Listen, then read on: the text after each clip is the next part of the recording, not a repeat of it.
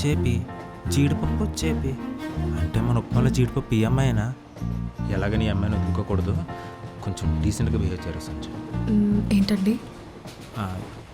మీరేం చేస్తుంటారు? టీసీఎస్లో వర్క్ చేస్తున్నా. మీరు? ఇన్ఫోసిస్. ఓ, మీరు సినిమాలు బాగా చూస్తారా? అప్పుడప్పుడు.